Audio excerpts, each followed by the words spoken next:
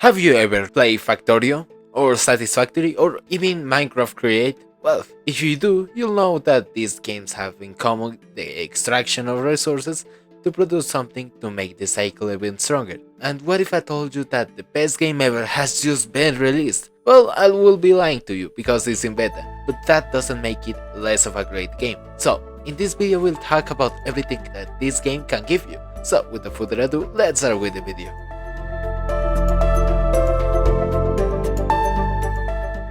First of all, I want to say that this game is in demo, so you won't be able to do everything that will be available because it was announced like what 5-6 days ago. The point is that this isn't completed, and yeah, the creator is Kurzgesagt, one of the biggest YouTubers in the platform that does amazing videos about how almost everything works. And go and check it. Where will we? Yes, the game. It's called Starbirds, and it's a reference to the dummies that appear in the Kurzgesagt videos. And the game is about conquering the universe, making your own factories in asteroids to produce materials, with mechanics such as crafting, managing pipes, and creating structures. And that's it. It's supposed to get an electricity update and an upgrade the structures mechanic. But as I said, it's in demo, so we only have those things to do. This works this way. You are the captain of the space station, and you will traverse the universe because a rock told you to. The point is that, as today we only have 3 possible places to do things. You can call them chapters. In the first one, you only have 2 asteroids. A big one, and the other is little. Your mission is to do as everyone in the space station says, collecting resources to get new machines, and more importantly, money to discover new asteroids. And to discover new asteroids, you'll need tech points. And by now we only have 3 structures: the extractor that does as it says, the launch pod that sends things to the space station, and the refiner, a crafting table. To send resources from one structure to other, you'll need pipes. Just click in whatever structures and drag the cursor till you met other. And that's it. Once you do feel like you did everything that you needed to do, you can keep in that sector to grind for the stars that act as buffs, or just move it to the next chapter. In the next system, you'll find 4 asteroids and a ton of new materials. The objective is to get a strange object that is in the first meteorite. As structures, we only get the chemical lab that can make a new material out of 2 others, the excavation hub that is needed to get the strange object, and the launching pod, a tool to send materials over asteroids, and the rover, a little vehicle that is quite fun to drive.